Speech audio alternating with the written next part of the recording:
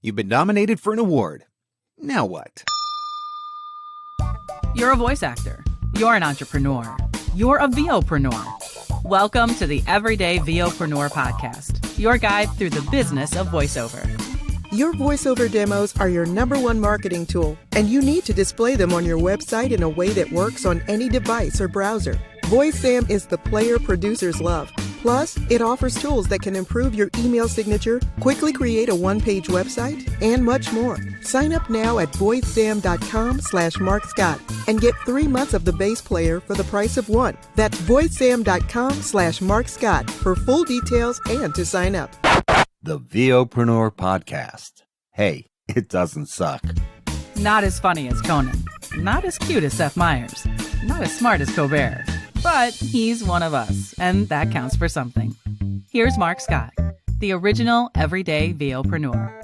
Hello and welcome to the Everyday VOpreneur podcast, your guide through the business of voiceover. I'm Marc Scott, the original Everyday VOpreneur, ready to give you another summer series episode of the podcast. What's the summer series all about? These are short, quick hit episodes that are designed to hit you with some good information and then get you back to whatever you enjoy doing over the course of the summer. So still always actionable, practical advice, but just in a slightly more condensed form. Before we dive into this week's episode, I do want to remind you that the VoiceOver Marketing Playbook is coming again this fall. Actually, September 7th through the 16th. This is your complete marketing playbook. Everything you need to know to get started with marketing your voiceover business, finding your own leads, building your own client base, and becoming the consistently working voice actor that you want to be. More details on Playbook will be announced as the date draws closer. You can also check out voiceovermarketingplaybook.com. So, you've been nominated for an award. What are you supposed to do with it now? There are 2 major awards now that are specifically dedicated to the voiceover industry, which I think is really cool. SOVAS, which has been around for a few years now, the Voice Arts Awards, and Gravy for the Brain launched the One Voice Awards, first starting in the UK, but now there is a US version of that as well. So 2 award ceremonies that are dedicated specifically to voiceover, but there are a lot of different opportunities for voice actors to win awards out there. You've probably seen talent who have been nominated for Webby Awards, for Emmy Awards, there's podcasting awards, there's a lot of different awards that are out there. And they can be a really great marketing tool for you. A really cool opportunity to showcase yourself, showcase your efforts. And look, awards bring credibility. Even if somebody hasn't specifically heard of the award that you won, maybe they don't know that particular awards organization, it doesn't matter. When you can say that you are an award-winning talent or a award-nominated talent, it still brings an extra level of instant credibility to you in your marketing efforts.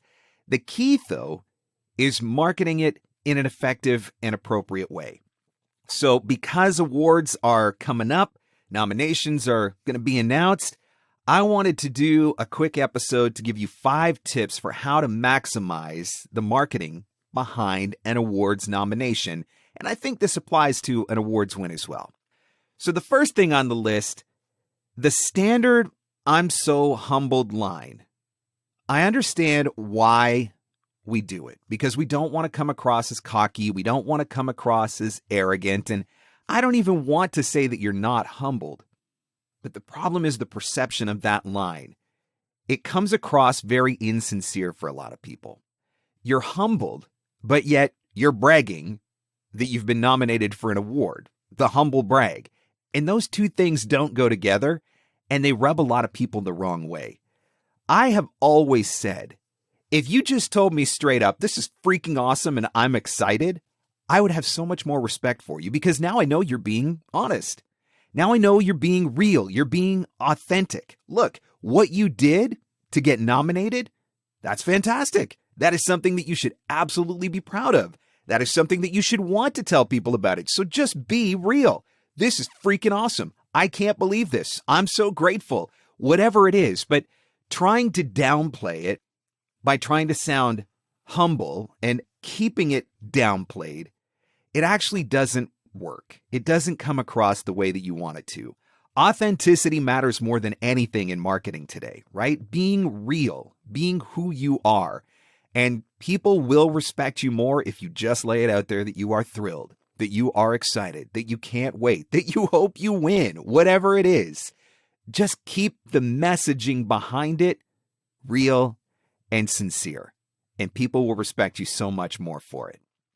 Second tip, don't blitz everything on the same day at the same time. I know that when we receive exciting news like this, the very first thing we want to do is throw it up on social media. That's the very first thing that most people do. Throw it up on social media. There's a couple of things that I want you to consider, though. You get nominated for an award, whatever it is, a SOVAS, a One Voice, an Emmy, a Webby, a whatever, podcast award, whatever it is. Everybody who got nominated is going to be throwing their, I'm so excited, I'm so humbled, I'm so proud, I'm so whatever. They're all going to be throwing their posts up across all of their social networks at the exact same time, and you're probably going to get lost in the mix. So that's the first reason why I think you don't want to blitz it everywhere on the same time at the same day. You want to hold off a little bit.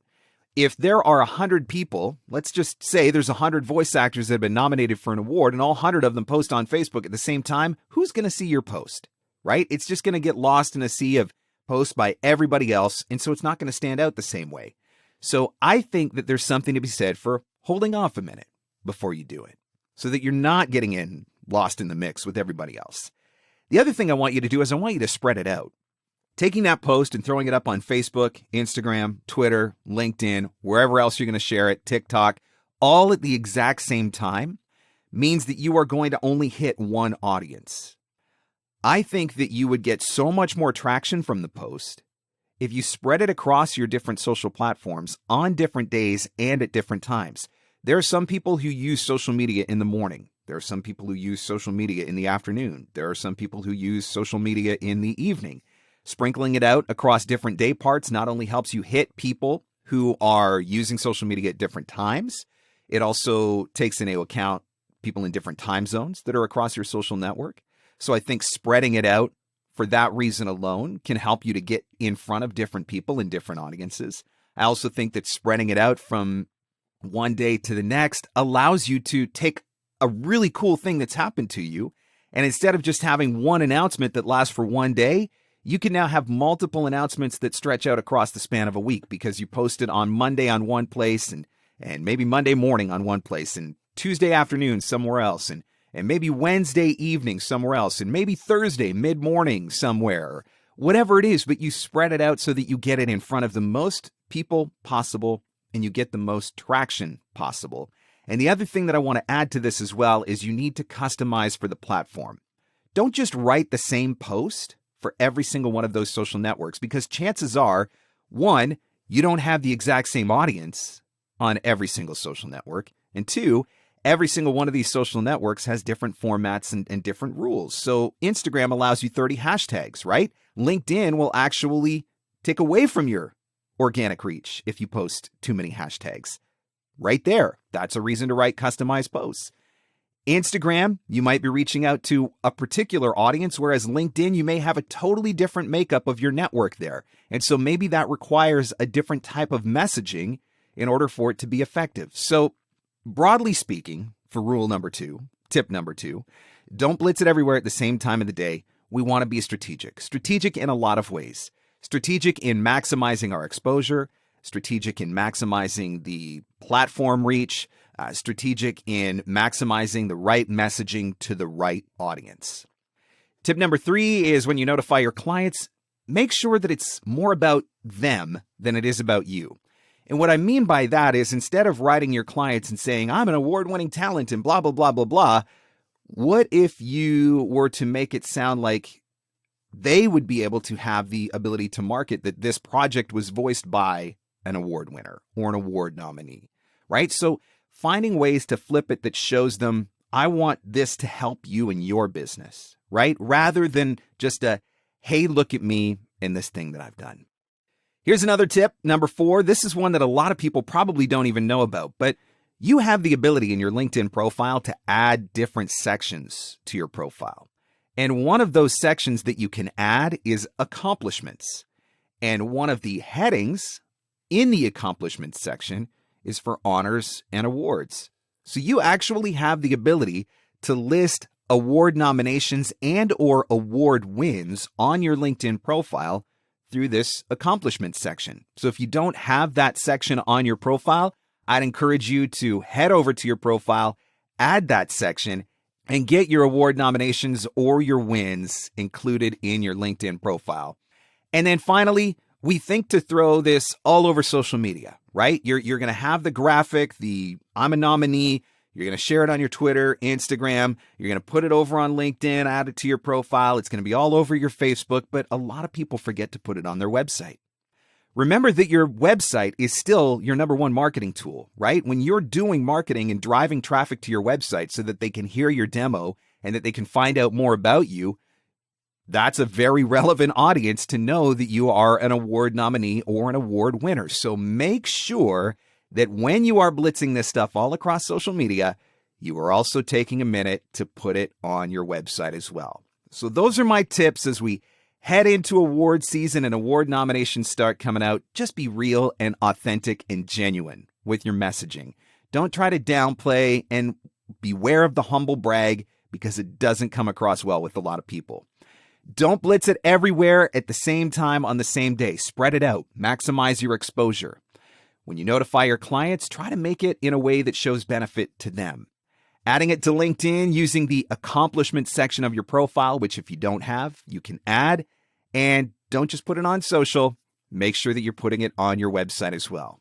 If you've been nominated for an award, congratulations. You should be proud and you should be excited to share that. It is an incredible marketing tool and it does give you credibility. Thanks so much for listening. I'll catch you on the next one. And that's a wrap. Thanks for hanging in. Thanks for hanging out. Want more VOpreneur goodness? Jump online at VOpreneur.com.